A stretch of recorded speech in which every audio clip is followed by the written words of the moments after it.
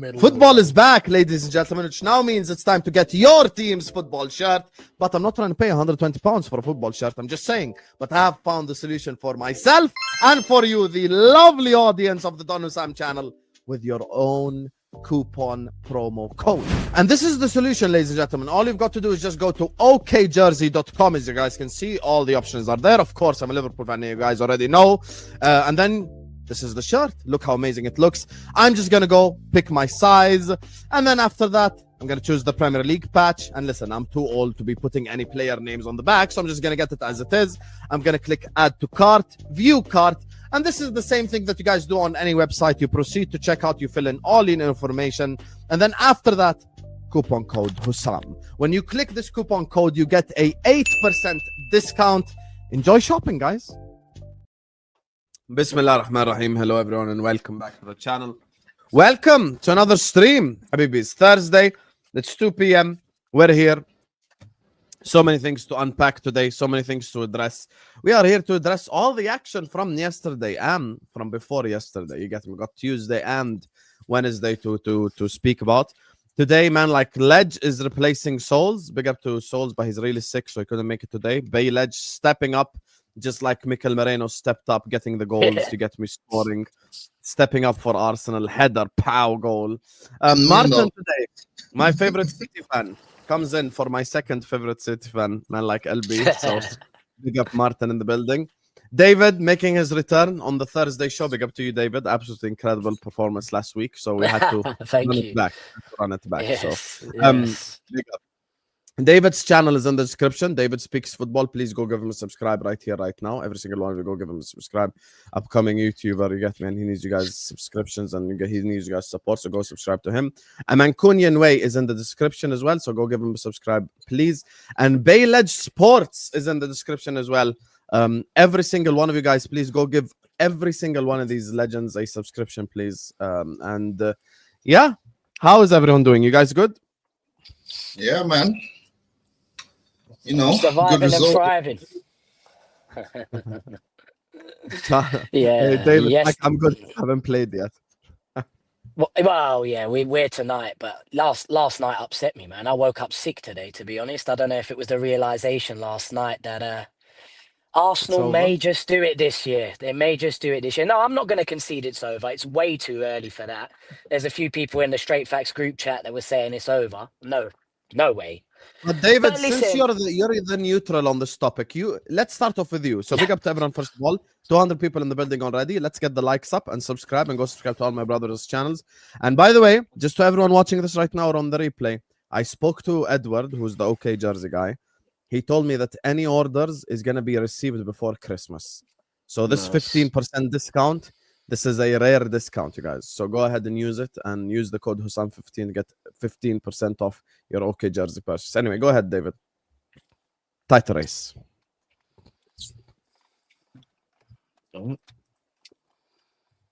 Hello, I'm lagging now, sorry. You're back. Don't worry. Go ahead.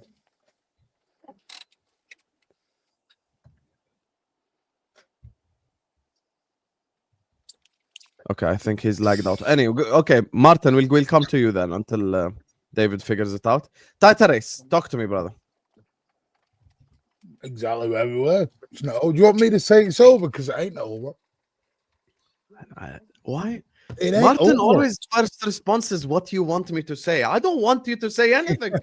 I don't speak to any of you guys and give you a pre-match program. You can say whatever you want. It ain't over. 5 points is now. I will say Arsenal are doing very, very well. I will say it every week. But we are still in the race. 1000%. We're in the race. We're winning games. Yeah, we're not winning them great defensively at the minute. I agree. But, you know, at the end of the day, we're 5 points behind. I remember Arsenal being 8 points clear a lot longer than this, and we pulled it back. What do you want me to say? Yeah, It's always the oh, I remember Arsenal. You know, we're never talking about the now. You know, we're never talking about what the current team looks like, or what the current train looks like. You know what I'm saying? But the last time there was this trend, they were on 50 points. No one had got that total by January. Look. That's all nice. That's all nice, right? No one had got those points before. No one had broke those irrelevant records. No one cares. No one actually cares. You're bringing this up because it's a point to. No, I'm bringing it up because I'm bringing it up because Arsenal have been in a better position than they are now. Still lost it. But I'd argue this is the strongest they've ever been. This is the strongest. That was agreeing. That was a different team. That was an entirely different team, different style of play, different challenges that we had to face in those periods of time. Now, agreed. When we're now 3 years down the line and we've always fell short, just before actually crossing the line, it's not like we actually finished fourth or fifth or third. We literally always finished second. And even to the point where we actually challenged, no one expected us to challenge. So when you're not expecting a team to challenge and they actually challenge, why is it a shock when they actually don't win it? So it's not we didn't win it. But now that we've actually been challenging, it's going to be a surprise to people that, we might actually cross the line when we actually look like a better team overall in regards to those previous years. I mean, I personally feel like there's no logic based to, most people's argument. People just want to say Arsenal are going to fail. Arsenal are going to fall over this hurdle because, they haven't done it before. I mean, that just makes no sense. I think you do have to look at history. Sorry, I was lagging earlier. Hopefully I'm clear now. And you have to look at the fact that Arsenal have been close. They've not managed to get it over the line, right? But biased aside, because I don't want Arsenal to win it. That's the truth. This is probably the strongest they have looked. Their depth in squad, they filled all those holes. We know injuries is a problem. It's a concern. It seems like it's going to be a concern again. But you guys seem to have a top option in every position at the moment. And it's scary stuff. I don't like saying scary because that's all I hear on YouTube. Every time I open YouTube, I see a thumbnail of someone saying Arsenal's scary. It winds me up, right? But biased aside, yes, you've got strength in depth. And look, it looks like Rice is injured again. Not again, he's never injured, but he's okay. They just took him off, precautionary. Jokes aside, I think the only thing that's going to stop you is injuries, right? And you've got the depth to handle it, but you may get really bad injuries, and that's the only thing that can derail them. But you're right, 5 points is not a lot. And yesterday, Arsenal fans, not all of them, I'm not so sure about yourself, but they were all celebrating like they built a gap yesterday. But they didn't build a gap, right? They just got those 5 points again, right? That was just a job that needed to be done. That was just just finish the deal, close the deal. And guys, I agree with you. The title race isn't done. I fully agree with you. 5 points is not a gap that we can be saying, oh my days, it's game over. No, man. Even 13, 12 points is not a gap, in my personal opinion. If we're going to talk about previous history, right? Let's actually be for real. Everyone talk about history. That was going to be my next question. What 12, 13 would points, make you comfortable? Bro, at this point right now, I'm looking for anything above 14 points. Just be like, okay, that means we actually are going to win this league. That means, okay, that we're comfortable. That means we're in a driving seat. Anything less than that, we're still in a race as far as I'm concerned, because we haven't, like Martin said, we haven't crossed the line. We haven't showed that, we can cross the line with a 10-point gap. We haven't shown that we can cross the line with an 11-point gap. So obviously, if it gets down to five games left and then there's 11 points, I'm not going to be sitting here and be like, oh my days. What I will say is, I think last time you had that gap, City had games in hand. It was a little bit different, right? They had games in hand to close that gap. Yeah. My days, bro. I've never spoken to you first. I like your logic, bro, because I'm not going to lie to you. Real talk. Real talk. Because most people don't actually take things into consideration. And if you're being for real, those were different times. Those were actually different times. And look, if you ask me, in my personal opinion, the first season Arsenal challenged for the league, I didn't expect them to challenge. And if we had won it, I would have felt like it was premature, simply because we hadn't built the tenacity to challenge for a title. I don't feel like we would have won it and gone and challenged again. I feel like we would have won it and probably been a Leicester and probably taken a year or 2 seasons out, in my personal opinion. Who knows? That's just, me just randomly talking. You get what I'm saying? But the fact that we've actually been in and around the top 2 of the league and challenging for the league and looking like we actually might cross the line. And even I said this to Husam at the start of the season when he asked me about the season, and I was like, look, last season was an anomaly for Arsenal because, yeah, we don't lose games, but we drew a lot of games. And we drew those games because, first of all, a mad amount of injuries, and also we didn't have the squad in depth that we do now, because literally before we started the season, we were screaming for signings, but we didn't get those signings. And then January come, Liverpool look like they're going to run away with the league. Instead of Arsenal to sign someone, Arsenal signed no one. So it's like the club could have done things to challenge for the trophy when we finished second last season, but they didn't. And obviously, yeah, we fell short because of obviously extra reasons. But that being said, we were still second for majority of the season doing absolutely nothing. Now, this season, we started this season extremely well. 14 games, only lost 1 and drawn 2. It's like, yo, man. With a tough start as well. I think you've played a lot of the top teams away. Agreed.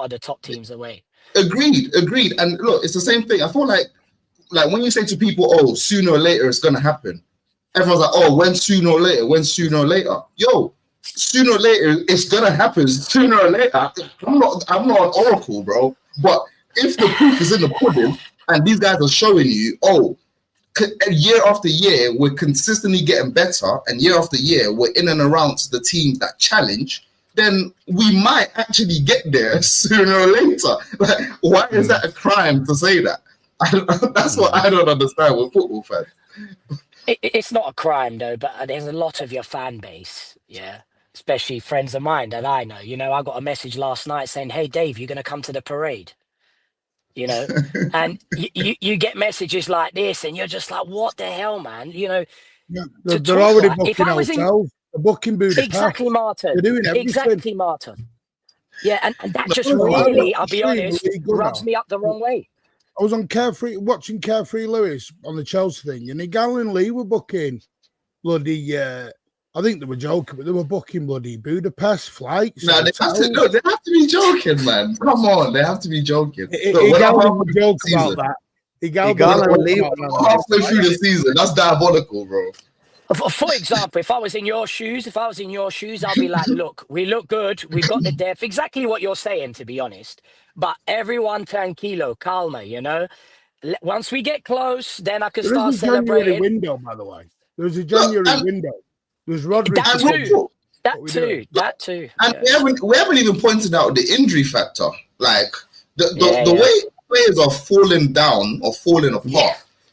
Like, I actually don't know what's going on. It's probably obviously the amount of football that's being played. Let's actually be for real. Yeah. These guys are, churning out. I think the only 2 teams that have got more injuries than Arsenal this year are Leeds and Crystal Palace. But otherwise, I think Arsenal are third. That's incorrect. Who is it? City and Tottenham have both had 16 injuries. 16, Tottenham. They got more.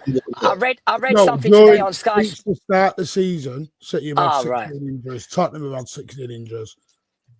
Yeah, I read something today. Leeds, Crystal Palace, Arsenal third for the amount of injuries they have. But anyway, the point is, Arsenal are just known for injuries. Who do you blame, though? It's hard to pinpoint anyone, right? It is hard to pinpoint. I'm not going to wear the injury argument because no one was giving us injuries when we had half the team out at the start of the season. I'm not going to wear the injury. No, are you feeling confident, Martin? Are you feeling confident, Martin? You can catch him. Where Pep Guardiola's concerned, I'm always confident. The guy's a winner. The guy knows how to do it. For as poor as we are, for as crap as we are, for as irrelevant Manchester City are, what we do in second, 5 points behind. Martin, let's actually be for real. Let's actually be for real with this whole Man City narrative, right? I feel like it's the same thing with Liverpool. the media have done recently and over the recent years, trying to discredit a team that didn't challenge for 1 year. Bro, let's be for real. Man City are a top team. Yeah, you guys had 1 year of not challenging for the title. It's an anomaly. So for people to now randomly think, oh, City are not going to challenge this year, it's crazy talk to me. I swear I couldn't care less what anyone says. But that's crazy talk, because where's the proof in the pudding, right? That they're not going to challenge. To be fair to City, You know? if you lost Rice right now for like 3-4 months, you'd be in trouble, I reckon, right? Because who have you got? Norgard as a replacement, and City have lost Rodri for how long? You know, it's a big loss. Bro, you know? we can't stick to that Rodri excuse, bro. That's crazy. Look, the first season, all right, fair enough, bro. You can say, oh, he was out for 1 season, but bro, man, like, Man City don't have the amount of money to replace him. How many times? Look, even talk about the recruitment. These guys have been buying players to replace Rodri, but somehow no one's good enough to replace him with whole Pep system. Whoa. No, hang on. No, they are. Nico G is more than capable of. He's not Rodri level, but he's done a very good job. The problem is, it isn't Nico Gonzalez at the minute, which was evident on Tuesday night. We had to take him off because he's shattered. The guy's playing week in, week out because the backup to the backup is also injured. Rodri's injured, Kovacic is injured, which is why we have to put John Stones into the CDM role to give Nico G a rest. That's what I'm saying. Why don't I hear the injury thing? Not only is our main CDM injured, our backup to our backup is injured. Yeah. We've got 4 CDMs, 3 of them are injured. There's nothing we can do about that. You just when Gonzalez came off, it fell apart a little bit. That 5-4 was incredible. We had no one to put him in there. But injuries are part of football. That's why I just go on. I don't moan about it. Just get on with it. It's part of football. Yeah. They're just known to fall apart with the injuries, though. They are. But this time round, mate, all I ask is City challenge. Do I think we can win it? Yeah, of course, I think we can win it. But we'll see what happens. Arsenal are in very good form. They're a great team at the moment. Nothing's won in December. There's a January window, and you've still got to come to the Etihad. Yeah. Do you think we're going to lose the Etihad game? Guys, let me just, because he's not been defending his own club. Listen, I've been quiet listening to you guys waffle for 17 minutes. So let me just speak the reality. Let me just speak the reality of this conversation. First of all, I'm going to read out a couple names. Ben White, who hasn't played for like a year. Mosquera, Hinchcapia, Madueke, Moreno, Martinelli. Brentford shots on target, 0. Brentford possession, 36%. Brentford shots in total, 5. That is a team with 5 of their main players out who just absolutely had a controlled performance over Brentford and slapped them 2-0. Now, when I look at this Arsenal situation, I think you guys, we cannot build our argument based off the fact that, oh my God, like Arsenal have bottled it in the past, so surely they're going to bottle it this year, because that was labeled at my own club as well. Because 08-09 we were top, 13-14 we were top, 18-19 we were top, and 19-20 we ended up winning. The truth of the matter is, the reason why, if I was an Arsenal fan, be supremely confident is because City look like ass right now. This is the reality of the situation. Yes, they're winning, but they look like shit doing it. A last-minute winner at home to Leeds, 5-4 from 5-1 up against Fulham. So the cracks are there. Meanwhile, you watch Arsenal. We spoke, I think, with Martin and with David as well, before the run that they had against Spurs, Bayern, and Chelsea. They ended up getting 7 points out of 9, so they ended up performing really well. Of course, Chelsea away, given the context, they should have won because it's against 10 men, but regardless, they left there with a draw, ended up winning against Brentford. Chelsea ended up losing, so we see who's the serious one in the title race. You look at the City performances, and it's completely different. You know, Leeds had a run of 20-30 minutes where they had 65% ball possession at the Etihad. That's not something you associate with Manchester City at all. And they had a dominant period, and they scored twice. You look at the Fulham City game, you know, 5-1 up and cruising. All of a sudden, it's 5-4. Fulham are out here scoring goals. City defense looking shaky, conceding 6 goals in 2 games. Now 16 goals conceded in 13-14 games. So you look at the competition. Liverpool are dead completely right now, so let's not even address us. We're in the top 4 race right now. Manchester City are conceding goals left, right, and center, and not looking as good as they looked before. You know, Martin speaks of sharks. They look like dolphins out there on the football pitch. That's what they look like right now. Like they're opening their mouth, trying to get fed ice. You guys ever seen some of these water parks and stuff where the dolphin just has his mouth open and the trainer is just putting ice in his mouth? Yeah. You get me to calm down, because Man City don't look good at all right now. They just don't. They're winning, but they don't look good. And in the words of Martin, what he's told me about Liverpool at the beginning of the season, Liverpool are due a battering. Well, we've been battered a lot. City are due a battering right now, because at some point in time, you're not going to score 5 and you're not going to score 3. At some point in time, you're going to concede 2 or 3 goals, and Haaland will miss chances and Foden will miss chances. Meanwhile, Arsenal got 5-6 players By the way, big up on completely. Big up the record breaker. Yeah, big up the record breaker. You already know I rate Erling Haaland highly. But that's beside the point. Hey, are we not the Haaland team anymore? Have we become the Phil Foden team now? Are we the Phil Foden team now? The Phil Foden team. You can't be the Phil Foden team after one performance. Yeah, when Haaland doesn't score, it seems difficult. Yeah. Do you know what I find funny though? Arsenal get last minute winners, the media, mentality monsters. City get a last minute winner. It's only Leeds. We're shit. When's the last time Arsenal had a last minute winner? What? Newcastle away. That was like 7 game weeks. Good in the 96th minute. What are you playing at? That narrative is not true.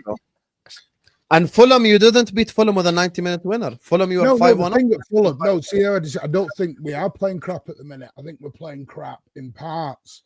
Defensively. For 60 minutes against Fulham, we were impeccable. We were amazing for 60 That's why you were in my chat and then disappeared. We were 5-1 up. We were flying. That's why you were in my chat and then disappeared. I was giving you some shit. Yeah, from the stadium. This guy was in the stadium, my comment section from the stadium at 5-1. He at Craven Cottage, Martin's first thought at 5-1 up is, let me open up a YouTube channel and go and say something to Husam. Imagine how mad it is.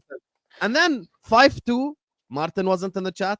5-3, Martin wasn't in the chat, and 5-4, definitely Martin. Yeah, because I was having a paddy. I was having a paddy in Craven Cottage at that point. I'm not going to sit and moan. At the end of the day, listen, I think for 65 minutes we were impeccable, and then Pep made the subs, rightfully so. At 5-1 up, you're going to make subs. 5-2, you make subs. Of course you do. And we were all saying it in the ground: get Doku off, get Haaland off, get Foden off. We would take them all off, get them rested. And, listen, I hate basketball games. You know I do. You know, and that's why you talked about your Pep Linders thing and you've been loving it and everything else.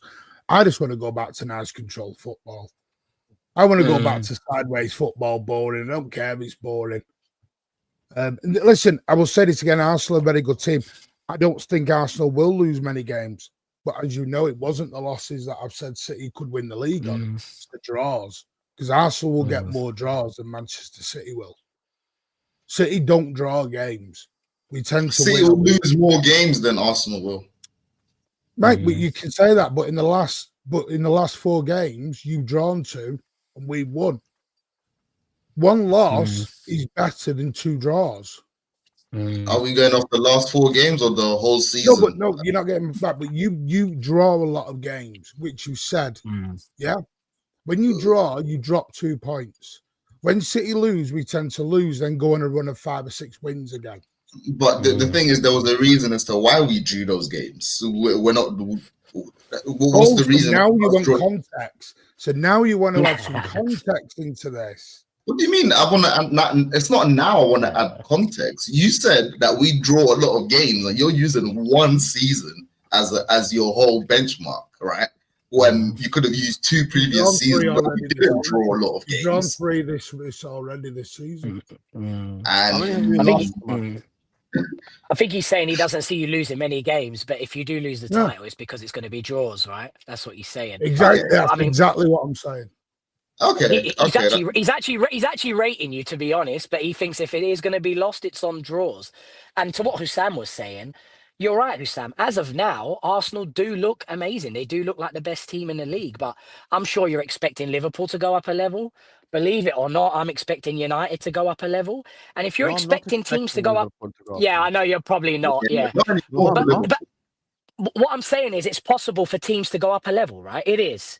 And Yeah. City could go up a level. They could. They don't look like they're going to, I'll be honest, as of now. But that can change very quickly. City, if we're talking about history, we talk about Arsenal's history. Let's talk about City's history. Around this time of year, Christmas, January, these guys can string 10 wins back to back. No problem. Yeah. They've done that Yeah. before. I don't But know I if they don't can see do that that this time happening, though. round. Yeah, I know. For now, though, Husam, you didn't see Liverpool having the season that they had, did you? Yeah, things change. Yeah, but that's different because I look at the City side and as an example. Okay, so we're talking about winning streaks, right? Arsenal have already this season went on a 10 game winning streak. Have they, won though? 10 in Have a they? row. Have they? Yeah, Yeah. they have done. Yes, Yeah, Arsenal yeah, went on a yes, 10-game yeah. winning streak. They did. I heard Mo say that the other day, but is that right? Are you sure? Maybe I'm just Yeah, anti-Arsenal. Why is it hard to believe, bro? Why is it hard to believe? I think it's after the Liverpool game, by the way. But the thing is, you just said, why are we They doing beat- this? Why are we they beat doing that? Port Vale, beat Newcastle, beat Olympiacos, beat West Ham, beat Fulham, beat Atletico, Crystal Palace, Brighton, Okay. Burnley. We're talking about Slavia all Prague. competitions. They've already All won 10. competitions. Yeah, Yeah. but they've won Yeah. 10 in a row. I So when get we it. do Fair this whole play. like Yeah, they're yeah. incapable of winning games in a row, they've Hang already on, done. can I just ask something? Because when I'm a bit confused. Can I ask? David, sorry, I don't. I just want to make sure I get your name right. You said David, yeah. everyone else is not. You know, it's too early. People shouldn't be booking parades and blah blah blah. Correct. But now you're telling me when I said City, they sat on the other. Well, Arsenal are this, Arsenal are that. So it sounds like you're already booking the parade yourself. No, maybe you've misunderstood me there. What Sorry, I'm no, I meant actually the saying- Arsenal fan. Sorry, not you. My Oh, bad. right. Okay. My Right, apologies. yeah. My Yeah, yeah. apologies. Legend David. Sorry, Leg. my apologies. My apologies. No worries, Martin. No worries, Martin. Look, I'm not booking no parade, and I said that. I've said this But when many we said times. it's a challenge, Say that you're without dismissing smiling. Wait, everyone. 1 second. Say that without smiling. I dare you. Go ahead. I do not buy that. Not 1 second. Did you see how he's like, this is Bayledge, yeah? Watch. I'm gonna imitate him now. I'm not booking any parades. You guys, I'm not booking a parade. And he sat there smiling. Have some shame. Have some shame. You're smiling. What do you guys say in the UK? Like a Cheshire cat? You're smiling from here to here. And you're saying, Yeah. no, I'm not booking a parade. Look, Just say it. look. Just put No, your no, balls no, on the table. Why are you worried? Look at No, this guy. Husam, How am I no. more confident in Arsenal than you are? You're Husam, such listen, He's Husam, being realistic. He's being I'm being realistic. realistic. I I'm being realistic. I rate it. Look, I'm an Arsenal fan. Obviously, I want and I expect my team to go on and win the league. Come on, So like, put your let's be parade. for real. Put your parade. What? No, look.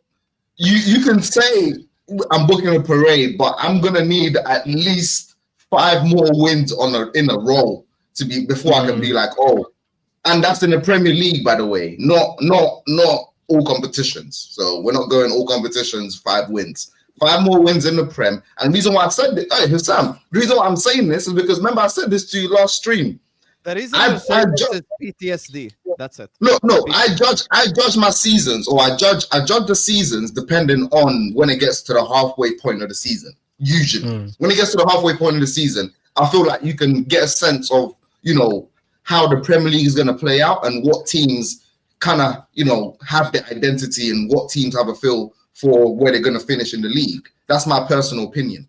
So the reason why I said that, if we do carry on a winning streak and by the midway point of the season, we've only lost 1 game, look, you can probably say parade is already here because the majority of our games are going to be at home. Yeah, there will be nothing wrong with me believing that we might actually go on and win it by only having 1 loss. So, What you're on about winning Like- streak? You've drawn 2 out of the last 4.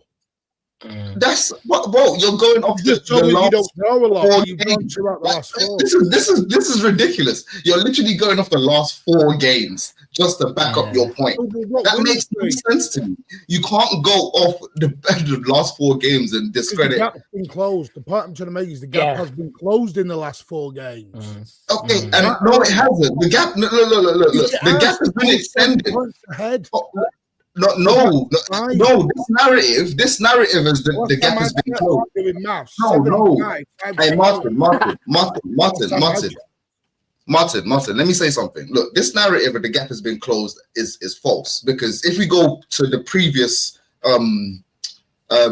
weeks before the international break, I want to say, because we've had 2 international breaks right now, right?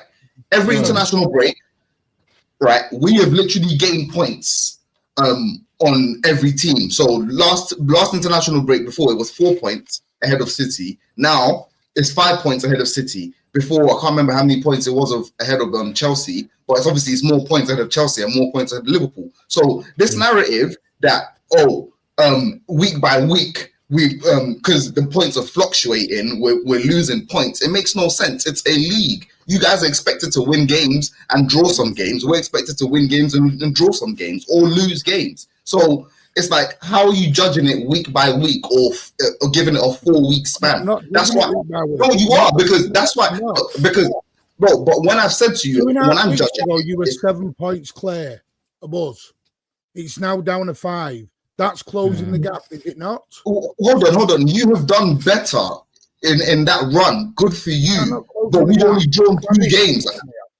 I'm so confused as to where the tragedy here is for Arsenal. There is no tragedy. If you draw another 2 games, over the next 4 weeks, if that same run happens over the next 4 weeks, the gap will be close to 3 points, providing that City continue winning, right? But that's the point Martin's making, right? That's what you've done over the last 3 to 4 games. If you repeat that over the next 4 weeks, the gap will close even more, and that's without you losing a game. Listen, right now that's what ifs. That is all what ifs. But we can only go over recent form. We can only go off of recent form, and the recent form is you've got 2 draws in 4, right? Yeah.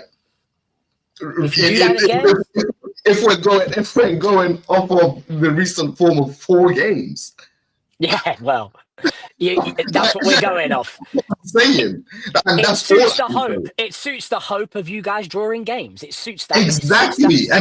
Bro, because you could literally say before the last 4 games, we'd won 5 games in a row. We're predicted to win the next 5 games. Like, it doesn't work like that. It literally don't work like that. Like, in my personal opinion, right? I don't feel like, because we've drawn the previous 2, we're going to drastically drop points. Now, if you're saying to me, we're probably going to drastically drop points because of the defenders that have been injured. So Gabriel's out, Saliba's out, Rice doesn't come back.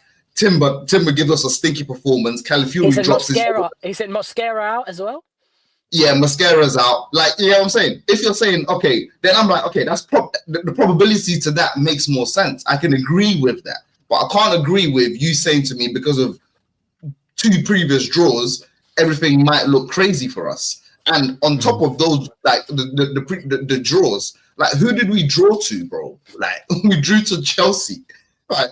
So, someone that was meant to be competing for the league 2 weeks ago. Yeah. Sunderland was a blip. Yeah, Sunderland was a blip. Yeah, Chelsea draw. Tell Chelsea draw. Listen, you've gone to Stamford Bridge and you've not lost. But in the context of the game, Chelsea down to 10 men for how long? How long was it? Yeah, 60 minutes. Yeah, I'm not saying Arsenal are a good team and you can't not. I'm not saying you can't win the league. What I'm saying is it's that we've won it, pretending that you don't say you won it, say that you're not saying that you won it. When your whole demeanor is coming across as though like you won it. Bro, I'm not gonna sit here and tell you, bro. I'm not gonna sit here and tell you that on the the second week into December, bro, we won the league, bro. That's not logical. The only way that's all we're saying. The only way I could probably come here, Martin, the only way I could probably come here and say, in December that we have won the league is if we had a 5-game gap of wins against first and second. Then we'd be like, my days, we're running away with it. But we're not running away with anything. It's 5 points. Right, and that's all I'm saying. And that's all I'm saying. But anytime I say City could have a thing, you're pushing back on it as though like it's impossible. No, that's not what you're saying, bro. You're telling me that Arsenal are gonna No, see, listen to what I'm saying. Said Arsenal are favourites. Arsenal can win the league. Yeah, and I've said it many times. If you do, I will congratulate you. But I've said City are not out of it with 5 points. If you think 5 points is out of it, and everyone goes on, you've got to go here, you've got to go there. City, you've got, right now, you've got Sunderland on Saturday. You take it one game at a time. You're away at Villa. Tough game. Things could all change around at the weekend. Yep. That's all I'm saying. No, Martin. The thing is, we actually agree with the points that we're both making. Like, I actually agree. City will make moves in January. Yeah, what is it? Sign players? What sign players? Daddy, give me more money, Daddy Sheikh. Yeah, because hang on a minute, $500 million up there. You be quiet, $500 million mid-table. $500 million and Liverpool sitting where they're sitting is crazy. We need another 300 million in January. Yeah, don't you dare talk I about figured out when we spend money in January, the pressure goes on whoever spends in the summer. We ignore the January period. Yeah? You always ignore the January period. Daddy Sheikh, bring me money because 500 million ain't enough in January. Daddy Sheikh, bring me Semenyo. Daddy Sheikh, bring me Elliot Anderson. Let's go. Yes. Let's There you go. Rolling, Daddy Sheikh. There you go. So on, Martin has become Hamza 2.0.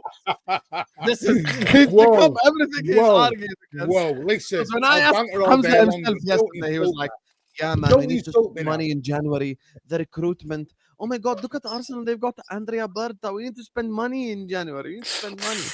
You shameless fraud. You're so shameless. Do you think Arsenal will spend money? Do you think Arsenal will spend $500 million? You're look, David, real talk here. Do I think Arsenal's gonna spend money? I don't know. I don't think so, yeah. I don't know, and the reason why I say I don't know is because you this got is more to make to your world-class squad. Huh? So more players to add to your world-class squad. Of course.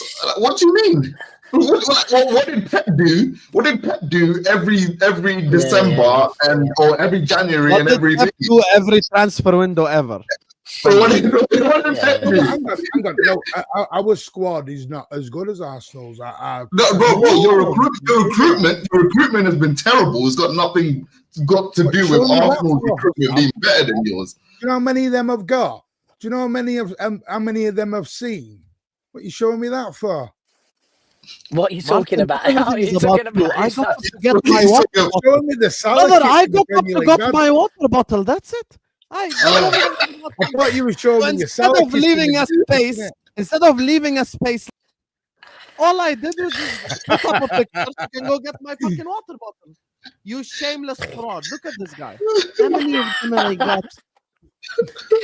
He's only showing that because that's the first trophy Liverpool fans have actually seen. They didn't really see the first one. Yeah, the other one was COVID, wasn't it? Yeah, they couldn't see it exactly. I don't know if Arsenal will spend in January, but you're right. Like, Pep has done it. Liverpool obviously strengthened. You guys have done really well in the summer, to be honest. I mean, Berta's done amazing for you, innit? I mean, yeah, no, Martin. You've never been this ruthless in the transfer market, to be honest. You never have for a long time, anyway. Bro, I agree, and that's why. To your question, I don't know because I have no previous, work to go on in regards to Bertha and how he's going to move in the January transfer window. Now, this summer, obviously, I didn't expect Arsenal to sign 8 players, and the 8 players that we did sign, we actually rate at least 5 of them, 5 or 6 of them. We actually rate them. So, like, the recruitment has been a 360. It's been refreshing for Arsenal fans. It's been refreshing. Let's say that, because quite frankly, the likes of Zubamendi, Gyökeres as a all in one window with Cappy on loan, which is obviously going to be a full transfer come the summer, then we just have to wait and see. So I don't have anything to go on. You know what I mean? Now, obviously, if we're going to say, oh, we're going off of the Cronkies, then they're probably not going to spend because we know how Arsenal move in January. But Bertha's, the one in charge right now. So does he spend in January? Does he feel like we need to spend? I hope he does, because I personally feel like we missed out on one signing in the summer. I asked for 9 signings. Imagine someone like me, an Arsenal fan, never experienced 6 above signings of quality before, right? In one window. I'm there asking for 8 signings. I didn't think it was going to happen, bro. And when it actually happened, I'm like, it actually happened. And, I'm expecting at least one more, because everyone in the summer was screaming, oh, we need a left winger, we need an attacker, we need a defender, we need Me personally, I need Gahey from Crystal Palace right now. Obviously, Liverpool, it's there, but I need Gahey. What do you need Gahey for? Huh? What do you need Gahey for? Bro, defenders are breaking down. Look, in my personal opinion, Mascara. He's gonna come. Look, Martin. Let me answer your question. In my personal opinion, when we signed Mascara, question was, who the hell is Mascara, and why the hell didn't we go for Gahey? Yeah, because Gahey was up for sale, right? And in my personal opinion, Gahey would be the perfect replacement for someone like Saliba if Saliba was to go down, or we just need to rotate and give those guys, credible rest, because quite literally they play every game. So that's my logic as to why we need someone like Gahey. You can't have enough good defenders. That's what Pep has shown you over the last few years when he dominated for years.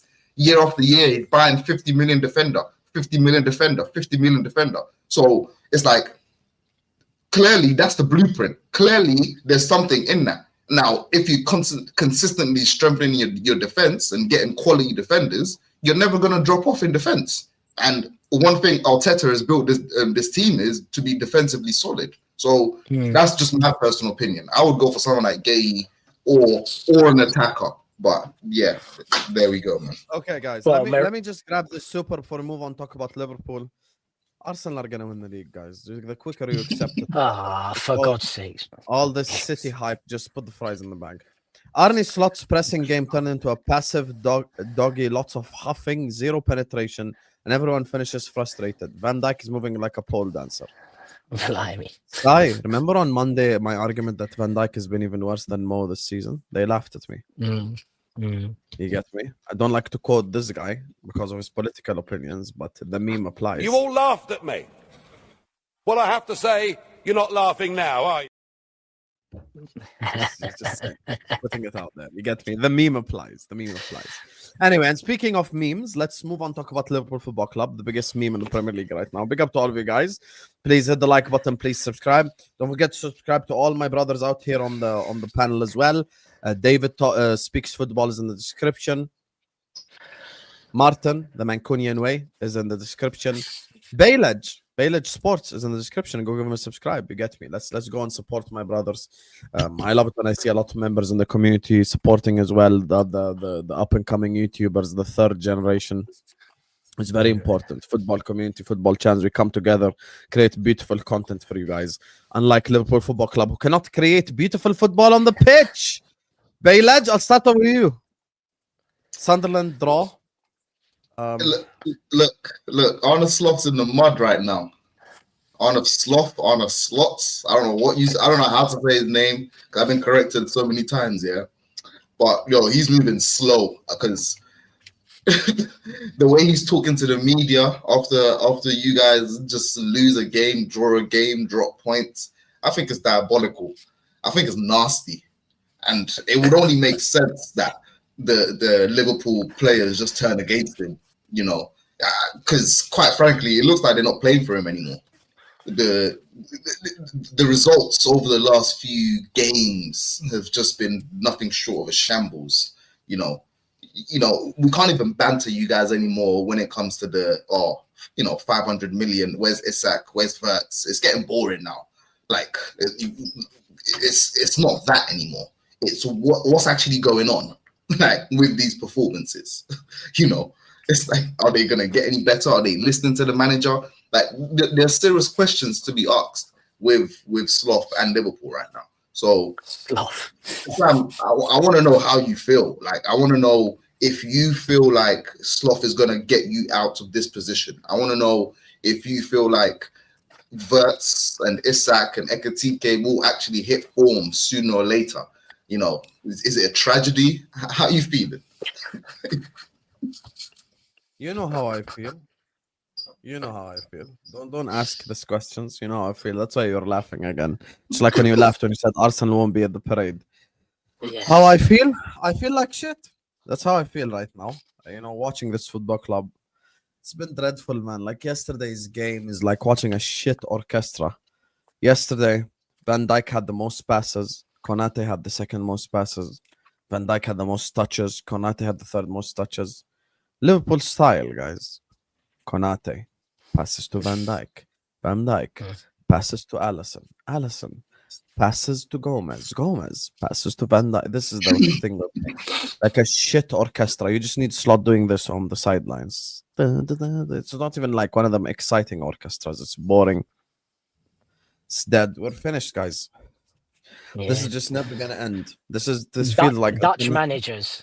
Yeah, this feels like the Ten Hag cycle. I do not trust them. Man, Ten Hag, LVG, they came to United and they won some trophies. I give them that. But they wrecked the squad, wrecked the style of play. I'm so anti-Dutch manager. It's unbelievable. I know that's a little bit much, but I couldn't believe what Slot did last year. And I gave my opinion last week on this show where he kind of took Jurgen Klopp's already built house, right? And he just decorated it. You know, he's like he decorated it for Christmas and got them over the line. And you can't take that away from him. That was fantastic. But this year, he's tried to implement his orchestra, his style of play. And like you see, he's just, you know, people like Van Dijk have fallen off a cliff. It's like every mistake he makes leads to a goal now, Van Dijk. Wirtz can't get a goal to save his life. Even yesterday's goal, bless him, it was like 5-6 minutes later, they took it off him. It's just anything that could go wrong for Liverpool is going wrong. But I'm a firm believer that if a man wins you something major like the Premier League, you have to stay loyal to the fella, right? And last time I was on this show a week ago, Husam was like, what if we lose to, what was the next game that you had? Was it West Ham? Yeah. What if we lose to West Ham? What if we lose to Sunderland? And I was like, look, give him the Christmas fixtures. I think he's earned that. And a win and a draw is not terrible, mate. A win and a draw is not terrible, considering the run you had been on. You can build on a win and a a draw is not terrible if you're a Man United fan, but for us, it is terrible. I was just about to say, I understand your standards are way higher. I understand that. Yes. But we've been talking about recent results this whole stream, right? The whole stream. So if you look at your recent results, I think you need to recheck your standards a little bit. And a win and a draw is fantastic for Liverpool Football Club at the moment, Husam. Sorry to tell you, mate. I'm not rechecking my standards. Our standard is even when we were bad, I'm expecting to beat anyone at Anfield. That's the thing. Yeah. Our results at Anfield have been dreadful because you lose the home support, shit will turn. Like draw to Sunderland, lose to Forest, lose to Eindhoven, lose to Man United. Like the Anfield performances are actually even bigger problem than the away from home performances. The thing is about the Ten Hag situation is the reason why I fear the Ten Hag thing, and Mo said it yesterday, and it's kind of been like playing in my head basically what he said.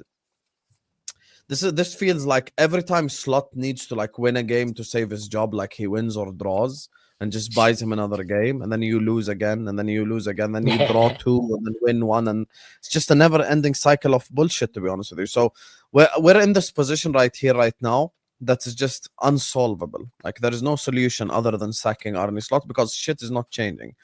Yesterday's performance and the style is way worse than the result because once again Sunderland had chances. Like Chiesa saved us in the last second with a game like just ran all the way back, and it's funny because Chiesa is probably the player that Slot's disrespected the most, and he saved his job. That's his first signing. That's his first signing, but he just doesn't fancy him. Cody Gakpo seems to play every single game. He he's remember under Ten Hag when McTominay saved you? Same thing. Yeah, oh man, yeah, so many times, but. I don't understand why he doesn't start Chiesa. It's like Gakpo is a shoo-in every single game. He never takes Gakpo out. He seems to have rotated everyone else except Gakpo.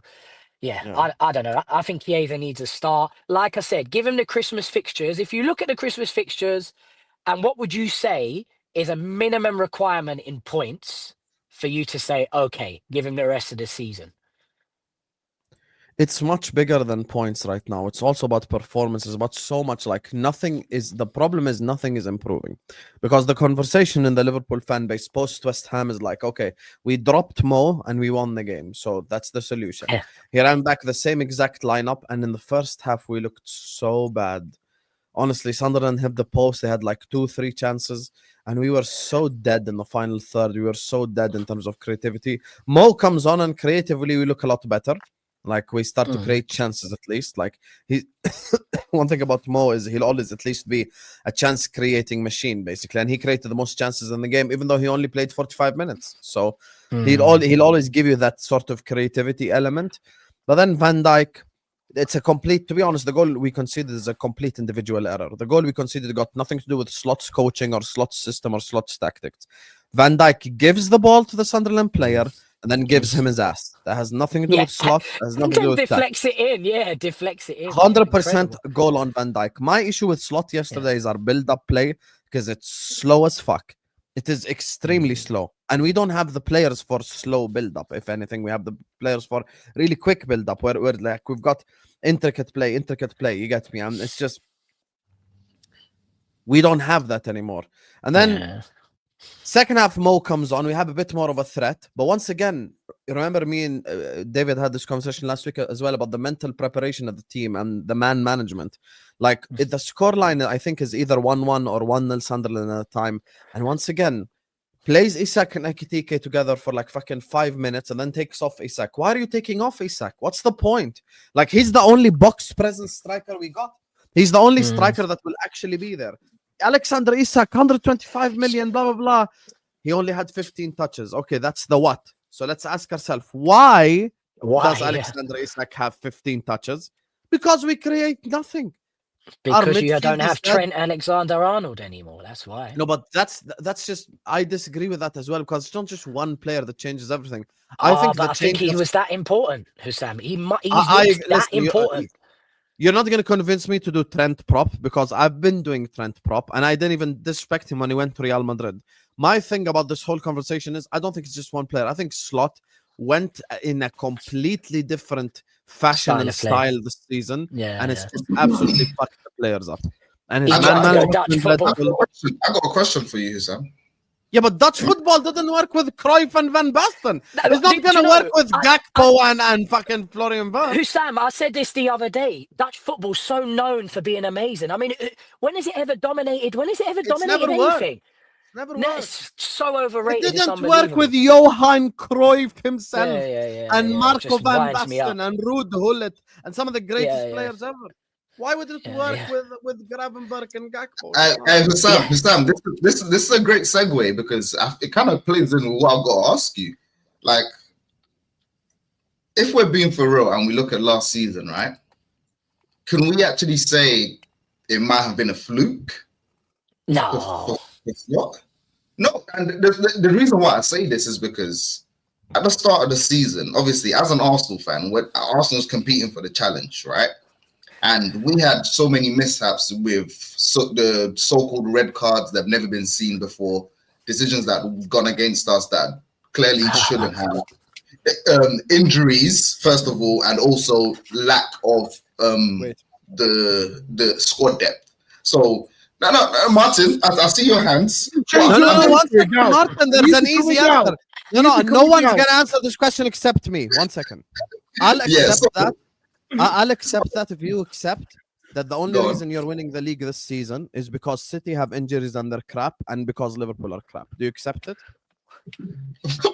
But how could you be crap after spending 500 million? No one thought that.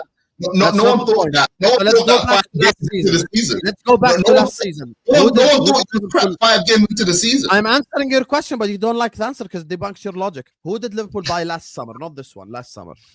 Who did you buy? I don't know. Who did you buy last summer? I'm not looking for Federico Chiesa. Okay. Yeah, that's it. And that was it. End of summer window. And the reason why it's a fluke because you bought no one. You didn't use him. You didn't use him last season. If I can recall correctly, and then somehow you go on to win the Prem. Okay, and the only reason why Arsenal will win using your logic, the only reason why Arsenal will win the league this season is because Manchester City have injuries is because Chelsea have red cards and because Liverpool are bad. That's it. But then Arsenal also have the same injury crisis that you're talking about. So what's happening here? What are we talking about here? What injury crisis? What injury crisis? What, with Gyökeres just coming back, Gabriel just went out, Saliba's out. You were just talking about Mascara. That's not the crisis, because Liverpool had same injuries last season. Last season there was points in time where Gravenberch was injured, McAllister was injured, Diaz was injured, Nunes was injured, Jota RIP was injured, Konate was injured, Kwanzaa was injured, Trent was injured, Connor Bradley was injured, Robertson was injured, Tsimikas was injured, Alisson was injured. That's, I can name you about 15 injuries from last season. Yeah. I'll give you my list as well if you want. You know the difference in me and you, Bayledge, is I give credit to the winners. I was really salty about a league champion once because of refereeing decisions, and that's the Rodri handball season. That's the one season where I was. Oh, get over it, man. Get over it, man. He's still saying get over it. Why? Because a Rodri handball away at Everton cost us the league. So my head was hot. All right, then. But other than that, I always say congratulations to the winner, and we didn't deserve it. It's as simple as that. But here you're at. And listen, any Arsenal fan that works with me, this is a warning sign to any Arsenal fan. I'm pro Arsenal this season. But if any Arsenal fan works with me and brings up this bullshit narrative, I will minimize your league title to fuck. You have no idea what I can do. If you think your narratives are bad, I promise you I will start narratives with City and Chelsea fans and United fans, and we'll combine it with each other. Already started create this most disgusting narrative. You've been pushing. Watch this. There's another Martin. There's another narrative. He forgot. The league is shit this season. The league is so bad. Liverpool have lost 6 games and we're only 11 points behind Arsenal. Oh my God, the league is dreadful. But when City were winning 4 in a row, guys, using Bayledge's logic, not my logic, not David's logic, not Martin's logic, using Bayledge logic. No, Husam, it was a question. Have some shame. Have some shame. You just buried yourself, so have some shame. So the reason why Arsenal will win the league, chat, is because Chelsea have red cards, is because City have injuries and they can't defend, and because Liverpool are looking like crap. That's the reason why Arsenal. All right. So the thing is, you asked if it was a fluke. Most competitive league it's ever been. You can go band for band. You asked if it was a fluke, yeah? You asked if it was a fluke, right? Yeah. But earlier, you said that Arsenal had been quite consistent in being second. The season before Slot came, weren't Liverpool in the title race until the last 10 games? Am I wrong in saying that? Yeah, they were. They literally were. I remember them being exactly in the title race, as you said. So they were knocking on the door. They were knocking on the door. Agreed. Take my Slot hand. Came to this side. Come on. And he didn't change much, Slot. He didn't change much. And Salah had the season of his life, right? Let's be honest. And when a player has a season like that, there's no fluke. Salah won Liverpool the Premier League. Salah won Liverpool the Premier League. But it's a fluke, apparently, David. Yeah. Salah won it. Are you going to take back that statement, or are you going to be wrong and strong? Triggered, and now go on the agenda run for Arsenal because one Arsenal fan said it might be a fluke. Okay, but are you going to take it back now that you've been disproven? I'll take it back. It was a question. Great. Okay, so now, Martin, how do Liverpool get out of this mess? Since you're an expert, 1 win in 13. Then you jump back to the other side. Then you jump back to the other side very quick. I had to check Bayledge. I checked Bayledge, and then I realized I hate you absolute flip flop. So I need Arsenal to win the league. Anyway, and go then on, you've got to jump in 2-footed like that. There's just no need. That's a straight. Caicedo. He just Caicedo'd you, bro. I'll be genuinely straight. City got out of it because of Pep Guardiola last season. Slot is not. What? Say that again. City what? City got out of it last season because of Pep Guardiola. He lost you the title. Oh no! He was asking how we got out of our one winning 13. Pep sorted his shit. Right. I'll be honest with you, and you know I've been a big, massive advocate of not sacking Slot. I have now jumped to the other side. I think the guys. Welcome, Jimmy. Welcome. I think the guys lost it. I don't. Do you know what? You know what doesn't help is you keep hearing There's going to be an emergency meeting. There's going to be a meeting next week. There's going to be a meeting tomorrow.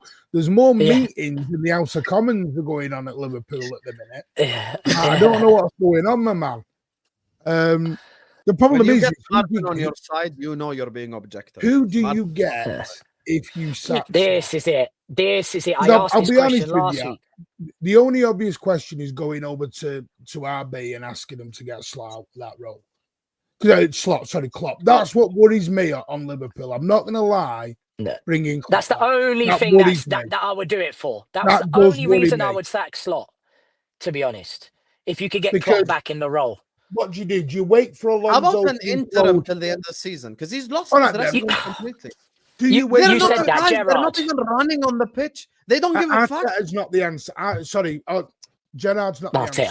No, I don't want him to be the answer. I'm simply saying interim from now until May. Guys, May is in 5 months. It's not like 3 years. Okay, then let me ask you a question. Okay, Southgate's the answer. Southgate. Do we all agree objectively, post World Cup, there will be more managers available? Yes. Objectively, right? Let me ask you a better question. Would you wait for the Alonso and it's going to happen? The inevitable implode at Madrid. It's been happening all season. Yeah, it's true. No one ever keeps a job there for too long.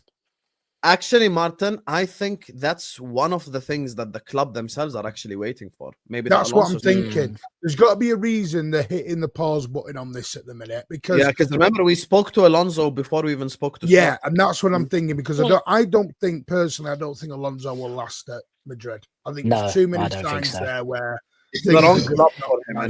he's clashing with big players, isn't he? And I understand managers going in there. I think he clashes with the whole ideology in Madrid.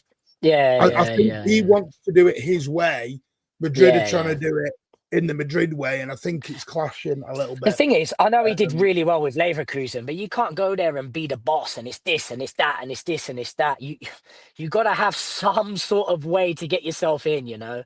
The problem is with Alonso. Alonso's treating the Real Madrid job like he's still at Bayer Leverkusen. That's it. He's trying to implement the same sort of things into that, and you can't do that. With due respect, Real Madrid is not Leverkusen. It's night and day. It's a win now mentality. I mean, for me, that's got to be the only reason. Or would you go a complete different road and wait for Nagelsmann? I don't know. Because I wouldn't do the Gerrard. I don't believe in former players going back to clubs because I think it ruins the legacy. Things always go wrong. I mean, you name me a former player who's gone back to a role and done a good job. And leaves nice. Arteta, almost. If he wins it this year, that's the answer. If he doesn't win the league, that's the answer. Pep Guardiola managed Barcelona after playing them, and he done an amazing job. No, I meant in England. In England, it's very different. The thing is, for me, if given the choice to get a manager in right now, like out of all available options, Zizou is at the top of the list. Second is Xavi for me. Zizou and Xavi are the two that I would get because I feel like a lot of these players need, and I feel like David now fully gets me with the whole man-manager thing because they have, like, Slot has, from a man, like, tactically, he's been like 1 out of 10. Man management, he's managed to be even worse. Man management, he's been like 0 out of 10. I think these guys need a motivator. Now, even the Gerrard thing, let's use the Gerrard example, right? Let's just use a more realistic and objective example. Let's say we go like, okay, Stevie, regardless what happens, you get until May. So from now until May, you're the interim manager. We will make it clear to the public that you are only the interim manager. And as soon as the World Cup finishes, we will reassess our options.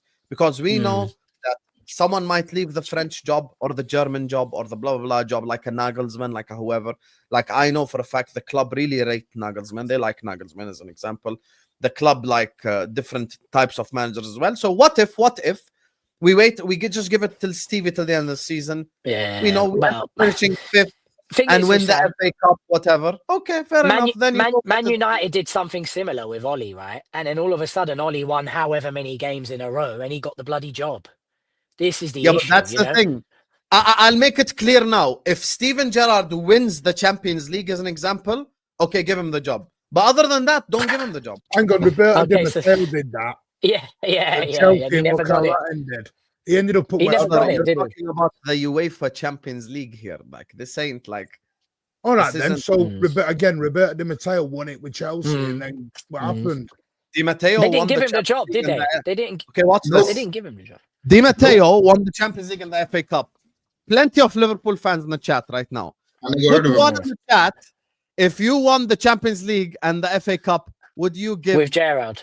Steven Gerrard the job, chat? Put one in Well, the of chat. course, if you but this is what's Oh, dangerous, stop Husam. you one. You would Stop you give him one the job. for the chat rate, you. You would give him the job, but is he the I right know how person this for the game job? works. I don't know if he is the right person for the job, to be honest. Like, I think you need someone a little more experienced than that. Has he done a good job in anywhere he's been? And of course you would. Danger. Of course you give any manager that they won the Champions League and the FA Cup. He'd be Celtics dumb won all not the to. leagues since he's left. What's that? Say that again. He's not what? Celtics won all the league titles since he's left. They do that in their sleep, man. I think Yeah. I could manage them and win the league. You To could, be honest. but he won it with Rangers. See, Yeah. True. Good point. Good point. that's my thing is with this Stevie thing. Look, the only thing is different because you just got second place and then gave him the job. For me, like if the only time I would give Stevie the full-time job is if we win the UCL and the FA Cup or something. Other than that, it's obvious that we'd have to wait until the summer to get a new manager, basically. Do you think Yeah. that's what they're doing? Do you think they are going to give him the season? To be honest, here's the thing, Martin. We keep saying give him the season. Once again, we lose like 2-3 games in a row. What season are you going to give him?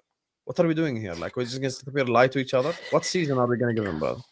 No, I meant give him till the end of this season. Because what, you're eighth at the minute, Yeah. 2 points off the top 4. I know there's likely to be That's the it. top 5. But it's much bigger issues than that because if Liverpool Football Club do not get Champions League football, FFP and PSR are fucked completely. Of course, but he's 2 points off of top 4. That's what Martin just said. That's nothing. That's nothing. We're not 2 points off top 4. That's not true. Is that not You true? are. You are currently on top 22. 4, 24. Oh, and you're on Yeah, 22? okay, we are 2 points off top 4. I hear where Yeah, you're coming from, but the You're obviously performance quite is the result. emotionally. You're obviously I quite tell you emotionally in a bad place. Maths is not the strong point today we're seeing on this show at the moment. Maths is not the strong point. Yeah.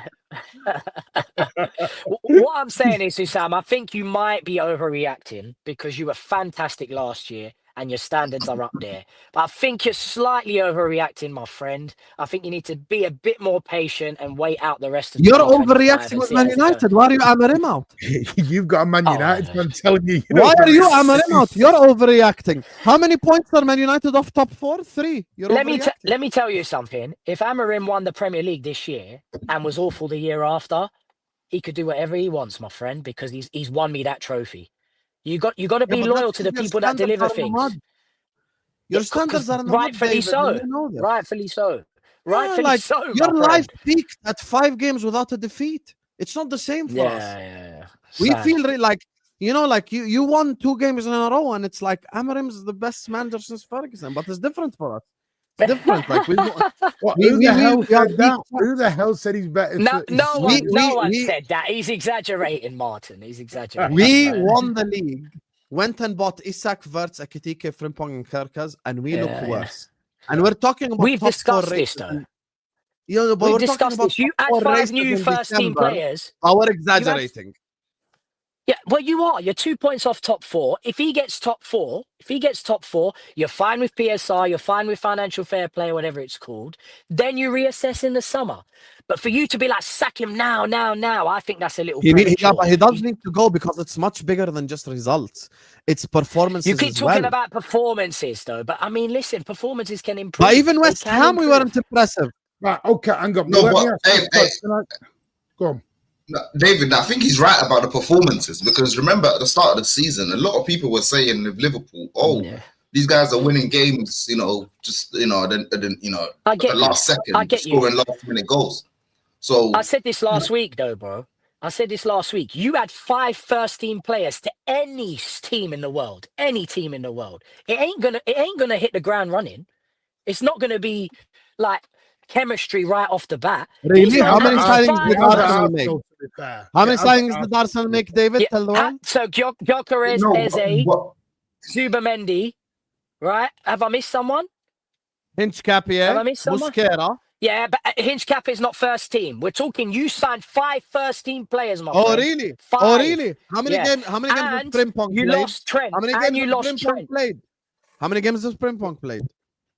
Yeah, he hasn't 3. played recently because, How many games has Mosquera played? Kirkes. Premier League, by the way, just pure Premier League. 10 appearances for Mosquera, 3 for Frimpong. How many games have Hinchcapie played? 5. Bro, Frimpong was bought as a first teamer, though. Like, he was bought as your main right back. Yeah. This is what I'm saying. I'm doing Arsenal prop here, Bayledge. The fact that you signed 8 players and you're in this position. And also, David, let's make your argument even worse. Who did Liverpool draw to Go for yesterday? it. They drew. Who was it yesterday? Was it Sunderland? Yeah. Yesterday. Sunderland. How many signings have Sunderland made, brother? And where are they in the listen, Sunderland you just spoke. Sunderland are above us with more signings. You just spoke about standards, and now you're comparing yourself to Sunderland. Can you imagine what because we're talking they about? Are above us with more signings. Husam, you used Arsenal as an example. Did Arsenal lose at Trent Alexander-Arnold? Sunderland have biggest standards. Thank you, Sunderland Martin. have biggest standards. Honest. No, didn't. Arsenal did not lose at Trent many of Alexander-Arnold, Husam. I'm going to check right now, yeah? Let me go check. I'm going to go Sunderland transfer market right now. There we go. This is it. Husam, your standards have dropped within 30 seconds, my friend. No, my standards have not dropped because my standard is we need to sack Arne Slot, right? No. Your argument for him. One second. You're underrating how important Trent was. 1 second. This is what I'm here to argue. I love arguments anyways. So let's go. Yeah. So we are going to be looking at the Sunderland lineup. Their keeper, new signing. Let me check. Right back, is he a new signing? No. Right back is not a new signing. For goodness sakes, man. Okay. We're comparing Sunderland squad to Liverpool. Mukiele is a new signing. So that's 2 new signings. Ballard, is he a new signing? Ballard, is he a new signing? No, Ballard is not a new signing. Let's go Alderete. Alderete, yep, new signing. We're on 3 new signings. Where did Sunderland finish last year? Where did Sunderland finish last year? Oh, Mandava is a new signing, guys. Let's go. Enzo Lefebvre, is he a new signing? Oh, Enzo Lefebvre, is he a new signing? Oh, yes, he is a new signing. They signed him from Roma. Sadiq, is he a new signing? So, Sadiq is a new signing. Let's go. Granit Xhaka is a new signing. No, 1 second, brother. 1 second. Is Xhaka a new signing? Yes, he is. Is Talbi a new signing? Yes, he is. Is Brobbey a new signing? Let's check. Brian Brobbey is a new signing. So let's just do the math because I like to do mathematical arguments sometimes. So Sunderland had 1, 2, 3, 4, 5, 6, 7, 8, 9, 10 new signings in their starting 11. Liverpool Football Club, Alisson already there, Gomez already there, Konate, Van Dijk, Robertson, Gravenberch, McAllister, Szoboszlai, Gakpo already there. Liverpool Football Club had 2 new signings on the football pitch. Sunderland had 10 new signings on the football pitch. But I'm exaggerating for wanting the manager out for not being able to beat Sunderland at home with 10 new signings. So, and on top of all this, we are below Sunderland. And we're below Aston Villa. And we are below Chelsea. And we are below Crystal Palace. And we are below Brighton. And we're below Man City. We're below all these clubs after spending 450 million. Supposed to be challenging with Arsenal right here. And we're here. Let's go. Let's go. Can I ask a question? Husam, can I ask a question? Signings argument. Right. What are your actual targets now for the rest of the season? My target is sack Slot. That's the target. Right, no. Target number 1. Okay. Get Slot out of the club because it's just never going to change until we get a new manager. What's his Liverpool's? Right, I know you're all emotional at the minute. Yeah, but when you spend that money on the champions... What's his Liverpool's? Because obviously you've had to readjust your targets now as the season's gone on. Is your target now top 4? The target at Liverpool Football Club is to always try to leave the season with silverware. And at minimum, I'm going to answer your question, Martin. Why are you throwing in a hissy fit? Because you're doing the round the houses now. I'm getting to your answer, brother. My target for the season is win a trophy and finish above everyone not called City or Arsenal. We've got to finish above. If this guy finishes below Amorim or below Enzo Maresca or below these bums, so minimum that's different. Yeah, minimum finish 3rd. City and Arsenal are above you, fairs. Finish 3rd and then win trophy. win Champions League or win FA Cup. But you're not trying to give him the time to do that. I'm not.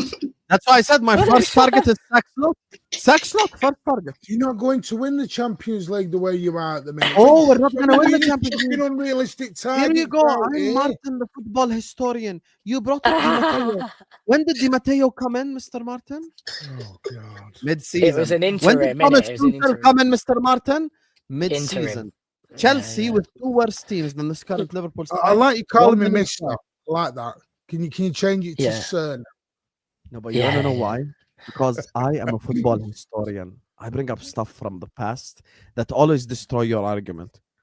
Chelsea Football Club, with don't. 2 worse teams than the current one we have. I remember football Brought in before it 2 was managers Premier League, mid-season sunshine. Don't and play won the that game with Champions me. The team that they beat you in the final with, Havertz, Mount, Yes. Edward Mendy in When goal. Pep went in and dropped one and didn't play no CDM.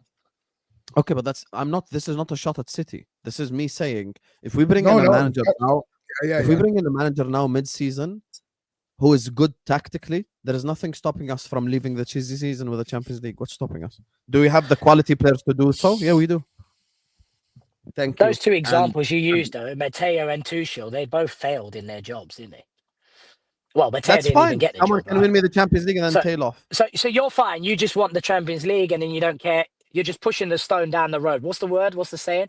And Pushing this the is not a problem dig. down So the you road. want to be Chelsea. You just want to win the trophy, turn your manager Yeah. over, go again, win the trophy, turn your manager Exactly. over, go Yeah. again. That isn't the way Liverpool operate, and you know it isn't. Hey, Martin, Yeah, who's the yeah. most successful club in England for the last 20 years? Yeah, but it's not Chelsea, been by Chelsea, operation. Chelsea. Yeah, Just yeah, saying. yeah. Just saying. Listen, I don't think the way they do things is the worst thing in the world. I ain't gonna lie to you. And I think Man Thank United- you. Thank you. it's a Thank good point. you. It's a good point he's just made. I think Man United need to look at that a little more and think, listen, if it's not working with this manager, you get another one. Well, I'm not being But- funny. I think City's also up there as well with that, and we've had a manager nearly 10 years. Yeah, you've got lucky. in the Brother, you've sense you had found. Pep Joseph Guardiola. Guardiola. Yeah. Can yeah, you yeah, have yeah. some It's not my shame? fault. You're the most The thing shameless is- bastard. How are you the most shameless one today? We've got David Yeah. and Bayledge on, and you're more shameless than them. Oh, we've Yeah, got yeah. the manager. You know, the way that he's speaking, you'd think he has Eddie Howe as manager. You Yeah, go, Look at exactly. him. Yeah, yeah. Look at him. How Pep, Pep. triggered are you today? Yeah. Okay, yeah, what's yeah. this? Bayledge, would you have given Pep 10 years? Yeah, of course. Hey, Of David, course he would you would have have. given Pep 10 years? Yeah, of course. Oh, I mean, wow. mate, I would have given I'd give- Pep 10 Hey, years I'd too. give, Hey, I'd give Husam. Pep 10 years now. Husam, You know, Husam, half the fan base want him out, so you might all get you wishing which about is 6 crazy. the point. Which is crazy. That's not Nah, Thing they is, can't though- run him out. That can't be for real, bro. Thing Bro, is, though, Martin's if becoming Arteta so wins the shameless league, recently. if Arteta wins the league this year, the blueprint's changed, right? It has. You've given a man 6 years or whatever to build his team, build his squad, and imagine he wins the league by 10 points or something like that. No, All of I a think sudden, I think all that of a depends on who sudden- you ask. I think that depends on No. who you ask, David. Because I think- if it's Chelsea, what and they win it, and Maresca somehow wins it in 2 years, that's 4 years at the job, right? Then he wins it quicker than Arteta. And then, Yeah. for instance, we're looking at Liverpool. He came in one season and won it in one season. So it kind of differs. It depends on. I feel like people really don't take into consideration context when it comes to these managers and their journeys at certain clubs. Maresca, he's been there for a very short period, but he fell in money and they kept on spending, like quite literally. You get what I mean? Well, he's been there for what? How long has he been there? 2 years, and they spend how much money? Whereas Arteta's been here for 6 years, and we spent just under $1 billion. So it's just like there's context to everyone's situation, and I feel like people miss that when they actually talk about these things. But yeah, sorry, carry on. Sorry, No, did I'm David just say saying. Pep wanted United? Do I want Pep at United? No, did Is that you what you're just say asking me? Pep wanted United? No, he had that dinner, didn't he, with Ferguson, didn't he? Wasn't it a dinner with Ferguson? And Yeah, God that's knows what it, Ferguson that's did it, at that dinner. Manchester was. Ferguson must have farted at that dinner or something, and Pep was like, no way am I going to that club, man. What a disaster, man. How we let that slide? Yeah, anyway, we won't go back in history, but getting David Moyes as the replacement for Ferguson is where it all went downhill, right? Just Oh, crazy, crazy Ferguson, stuff. Ferguson requested David Moyes. Ferguson said Yeah, this it's is the crazy guy. stuff. But back to the point I was making, I feel like hierarchies like at Manchester United are looking at this Arteta blueprint and thinking, yo, just back your manager, give him time to make things work, give him time to implement his style, and it will come to fruition. But that worries me because there's no guarantee this is going to come to fruition for Arteta. If he doesn't win the league this year, he's going to be under immense pressure, man. I think he'd have to win the domestic cup double to withstand the pressure of getting him out of the job if he doesn't win the league or the Champions League. Let's be honest, right? I think you're right, and we need a major trophy. We need a major trophy. It's no, as much as you've heard me say, yeah, we're gonna get there sooner or later. It's all good being in and around the race, and all the sooner or laters. But we have to cross the line. We have to lift that trophy. People don't have patience anymore. Yeah, exactly. Yeah. And coming from a man who's got Pep Guardiola as manager. No, but there are literally, I kid you not, there are literally a lot of City fans and a lot of old school City fans now questioning Pep Guardiola. No way. That's crazy. I think that's crazy. I'm not kidding you not. I think that's crazy. I know, I wish I was joking, but there is a lot more noise of Pep's done too long. His ways have gone stale. This sort of thing is coming out now. He's earned the backing. And when you look at the league right now, I know Maresca shit the bed last night. David. People wanted him last season. I hear you. I know Maresca shit the bed last night, but the two managers that are actually challenging for the league, not so much Maresca anymore, are his understudies. We're speaking about Xavi Alonso. That's another person that worked with him and was managed by him, Xavi Alonso Seems is like a mixture of so many. Like, he's like Benitez, Mourinho, Ancelotti. And City have the master. City have the master, So I mean, the minute you lose him, I don't know. You tell that about someone in our fan base then.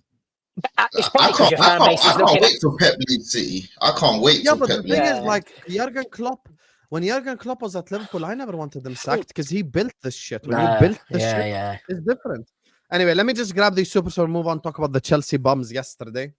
Says, David, I'm really starting to enjoy your commentary in the football space. Big up. I enjoyed you checking the mans on the Tottenham disrespect yesterday. Yeah, that was crazy, to be honest, yesterday. On Tuesday on Straight Facts. It was LB, Positive Dan, Terry and me. And LB was like, Tottenham, like, I don't know who they think they are type of thing. I don't want to misquote him, right? But everyone they buy is mid. They think they're trying to get like champagne. They think they're champagne, but they're not. I was kind of saying like Tottenham do try and buy all these players. They do try and buy top-notch players. They tried to buy Eze. You know what happened there. They tried to buy Mbumo. You know what happened there. Yeah.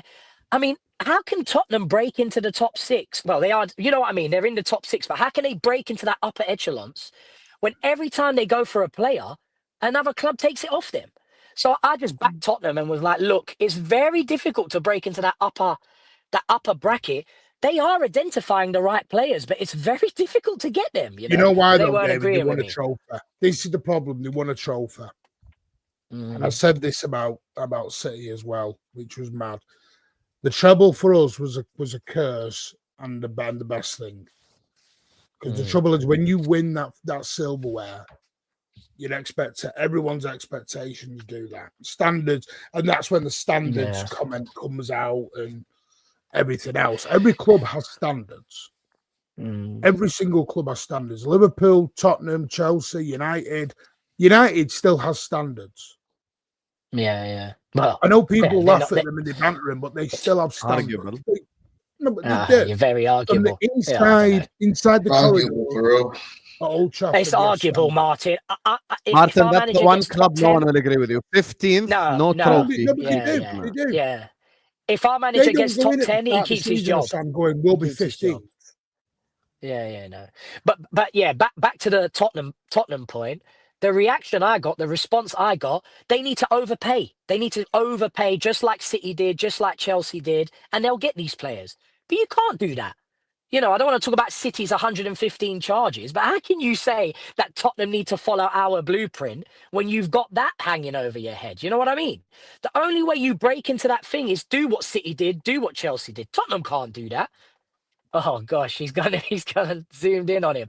But anyway, that's what Hey, it wasn't me. Pass and we move. move Pass and move. Pass and move. Let's keep possession. Good morning, Husam Yeah, and yeah. panel from Western Canada. See where we're guys. We are global. We're being watched in Western Canada. Big up, Michael. Big up. Big up to IKEA from South Africa. See, different continent right here. Not even 200 likes. These fraudulent activities are worse than slots scamming 400 million from MSD. Like the video, you bozos. If you guys are listening to IKEA and liking the video, please, we need to get the likes up. He is correct completely. Let's at least get to 200 likes. Yeah. We've got 500 people locked in. So, likes up, you frauds. Yalla. Yeah. This is what you're backing, Husam. Be careful. But listen, this is like, you know, I've watched a lot of documentaries that show you just how life works. When you disprove someone's logic, Bayledge is a humble man. He is a football man at heart. When I gave him the example about last season's title compared to this one, he's like, yeah, I take it back. Liverpool deserved the league last season. So khalas. Now we move on to the next point and just life carries on. But if I catch him on his own saying that Liverpool was a scam, don't worry, I got you. If any Arsenal fan says Liverpool's league title was a fluke, I will ruin the shit out of this league title that they win. Don't worry. Hey, look, if Slot goes on a 10-game losing streak, listen, things might be realistic. No, but it doesn't change what he did last season. Because last season he was No, great. I'm Last joking. season he played the box midfield the way Bro, it's that was a real point. Hey, Sam, I said that just to trigger you. I swear to God. And it's pure TV. You did it. You did it. You succeeded. I'm very easily triggered right now, so it's not a yeah, difficult thing to do. Come on, forget City pool. It's Arsenal pool now. Give me Ula Klopp over Slot at this point, is what Fonzie is saying. Big up Ula. You get me? Klopp's wife, by the way. Big up to Ed, who says, happy heavenly birthday to our number 20, Diogo Jota, forever in our hearts and memories. Big up to all of you guys. Yeah, today was supposed to be his birthday, so yeah, big ups to him and his family, and RIP always. Remember Diogo Jota forever on this channel. And we'll keep bringing him up and bringing all the great memories he was a part of. So big up to you, Ed. Big up to IKEA says, Martin, do you think you'll have your shaky, leaky, sus, unreliable, shocking defense sorted by January? Big up, hashtag City Pool. We need an answer. Go on. Yeah, I do. Yeah. Do you know what's mad? Our defense wasn't shaky and unreliable before the international break. We've come back from the international break and we're leaking it like the Old Trafford roof. Yeah, there was no need for that, Martin. There was no need for that dig, Martin. I didn't mention rats. Yeah. I didn't go down the rat road. Fair point. I do think we will sort it out. I think it's style of play. I think we're in a combination of a style of play at the minute between the Pep ball and the Pep Linders ball, and I think there's a bit of a clash at the minute. Yeah, big time. Fairs. Speaking of clashes, no one keep you guys for too long. Just 5 minutes and we'll end the stream. What are you guys' thoughts on Chelsea? Obviously, surprise, Charlie can't make the stream. Oh, who would have thought? Oh, crazy. Exactly as I said, inconsistent. Yeah, they go into hiding. Anyway, what are your thoughts, Martin, on this Chelsea team? I think that they're inconsistent. I don't get why he changed what he did last night. Why change a back line? I get it. There's a lot of games, and it wasn't even that. It was the way they played. I mean, don't get me wrong. They conceded a cracking goal from Tanaka. Their defending of corners is a lot more worse than what I thought it was. A lot worse than what I thought it was. They were getting free headers off corners, Leeds United last night, which was very concerning. And the Tolson one, I get it. It's a mistake, isn't it? A very costly mistake. Well, I'm putting it nicely saying mistake, aren't I? I don't even know where to go with that. Yeah, I think they'll be in a top 4 race. I think they're too inconsistent to be in a title race. Because, and I think someone said it a few weeks back, if I'm right, they seem to get themselves up for the big games. When they're playing the sort of and I mean this with all due respect, by the way, the lesser teams. I don't know if they go in with a touch of arrogance or a touch of, oh, we just have to turn up and win here. But they seem to shit the bed when they're playing these lesser teams, and I don't understand why. Yeah. I don't get it. That's got to come from the manager and the players. That's a mentality thing. For me, it's a lot simpler than that, to be honest. I think I read something today. They've only won 25% of their games when they haven't had Caicedo. And he is that important. That's why he's in conversations with Declan Rice. I didn't know that. Wow. Right? That's why he's in those conversations. And sometimes, I mean, I'm new to this space and I don't portray myself to be some absolute knowledgeable, football guy. I look at things very simple. They did not have Caicedo yesterday, and it showed. It showed. As simple as that. And they're not going to have him for another 2 games, right? And you'll probably see that as well. It's as simple as that. But you're right. They have been inconsistent, and everyone was waiting for them to fall apart again. They do go up for the big games, but I just think it is as simple as you lose a Caicedo, you lose a Rodri, you lose a Declan Rice, you're in big trouble. Simple as that. It tells you where they were. They were second on the back of the Arsenal draw. They were second, flying. Yeah. They went to third, didn't they, with a draw? They went to third with a draw. But a lot of Arsenal fans were saying they were celebrating third, No, but they were above us. People were saying, when we dropped to third, people were saying, Chelsea and Arsenal. And they're now 9 points behind. Yeah. But you were saying, you lost Rodri, Kovacic, your second choice is not there. You're down to your third choice. Look at them. They bought Lavia. Has he played a game yet? I mean, the geezer's always injured, and that is their second choice as far as I'm concerned. Listen, when you lose the heartbeat of your team, Man United have not had a midfielder since Michael Carrick. That's how important midfielders are, right? And like I said, I read it today, 25%. No, but he doesn't play that role though, does he, Husam? And listen, Bruno Fernandes is absolutely fantastic. I checked the other day, he's got the most chance creations in the Premier League still. The guy's on the same bracket as Paul Scholes for Man United assists. And still, we have Man United fans saying, get rid of him, he's a shit captain and all this and all that. We may not have him tonight because he's got a knock, right? And you'll see how we're going to suffer. You'll see how we're going to suffer. What a player Bruno Fernandes is. But he doesn't play that role. Do you understand? Yeah. We need that 6 or that 8, right, in that position to do something. We should have bought Declan Rice when he was available. We should have been a bit more serious when that happened. But yeah, anyway. Come on, the Hammers. Bayledge, your thoughts on Chelsea before we end stream? Yeah, Chelsea, they're just a bit up and down. I did think they were gonna challenge this season, but as far as I'm concerned, you don't know what you're gonna get with them. I thought they did look promising 2 weeks ago. Now I kind of do feel that they might just make top 5. I feel like it's gonna be that sort of battle for them because the inconsistencies are just.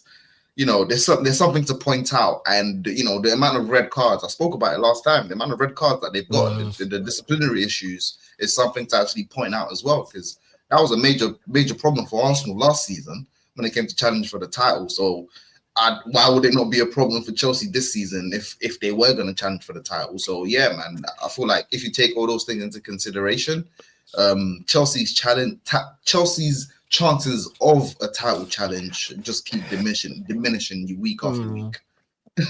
Yeah. The thing is, we spoke about January earlier. Sorry, Husam, I know you want to call it quits, but let's say Chelsea did go and get an Osimhen in January. It's a different ball game, isn't it? It is a different ball game, and they could be in the title race right back in it straight away. It's so early. I will only concede that Arsenal have won the league, I reckon, game week 28. Game week 30, something like that. Not now. I refuse to accept it, bruv. That's fair, man. That's fair. That makes sense. 8 weeks after and that, but then we lift the title. So yeah, it makes sense. Yeah. He said yeah. He said yeah. Husam, you absolute fraud. Never calls out Salah and said was very good yesterday. What are you watching? Fraud. Watch. Yeah, okay. He's emotionally unstable at the moment, Husam, to be honest. So I'll ask the rest of the guys on the panel if anyone watched Liverpool yesterday. Do you think Mo was bad yesterday? He Oh, nah, I didn't watch. he wasn't the Mo Salah of last season, was he, Husam? And that's what everyone's measuring him up against. That's the truth, isn't it? You're Yeah, but we measuring up know that against he's what he not the did most last Salah season. last year. But he wasn't bad. When I looked at chance creations, it was Bruno top, Doku second, and Mo Salah third. Right? So You know who can't had the ignore most that. chances created on the whole pitch yesterday? Mo Salah, Mo. I'm guessing. Yeah, but that's it. You can't So ignore he that. You plays can't ignore that. 45 minutes, has the most chances created out of everyone on the pitch. But Yeah. I'm crazy for saying he wasn't bad. Yeah, I think he's Also, lost his lung, though, mate. Mr. Ali, David called him out earlier on the stream. Are you calling out Van Dijk the same way? Get Salah What's out that? my club. Watched. Get Salah out my club. Right? What's this Get you're Salah showing, out mate? my club. Yeah, who's Oh, this? right, Van Dijk. Yeah, Van Dijk. Oh, Van Dijk's So, glutes. let me show you how this appears to Ali and the others. Because Ali's a lemming. You guys know what a lemming is? It's the animal that when you jump off a cliff, all the other lemmings follow it. So he's a follower. He doesn't create his own opinion. You're gonna make sure you tag the umbrella with it. Yeah. So yeah, exactly. So for him, this is what he sees when he sees the Sunderland goal. This is what he sees. Oh, I see. I just see. Yeah. Everything is I Mo's see. fault, you know. So Yeah, Van Dijk gives the ball to the Sunderland defender, to the Sunderland attacker, proceeds to give his ass to the Sunderland attacker. Salah is washed to get Salah out of my club. Habibi, we didn't create anything until Salah was on the pitch. He didn't create a single thing until he was on the pitch. He's the one that linked up play with Superchats, Wirtz, Curtis Jones, everyone. So stop scapegoat. I can name you legitimately. I can name you 9 players way worse than Mo yesterday. But let's not go there. Because you're a lemming. I agree. Go back to the other people that you lemming with. You get me? And let us have our own original opinions. Anyway. David speaks football in the description. Big up, David. I'm liking working with David. I think David's been a great addition to the channel. Big up, David. I appreciate you. Thank you. I appreciate that. Thank you. Thank you. Bayledge Sports is in the description. He's gonna have a name change soon because I'm gonna bully him to change his name because we need him to be recognized worldwide. I'm not very creative, so don't expect anything great. Yeah. We can't have people in Western Canada watching him, and he has Bayledge Sports. We need to change the name, but for now, it's Bayledge Sports. So go give him a subscribe. A Mancunian Way is in the description. Go give him a subscribe as well. Absolute legend. My favorite City fan until I work with LB again. So big up to all you guys. Hit the like button, subscribe to the channel. Gonna redirect you over to Judge Mo. So go just. I just got to say, blue pill, red pill wasn't the same. Wasn't the same. It was too calm. Actually, LB and Igal didn't argue. He ended up arguing with the Chelsea fan. So much for Blue Brotherhood. Anyway, Husam Raid in the Mo chat. Love you all and see you guys later, man. Peace out.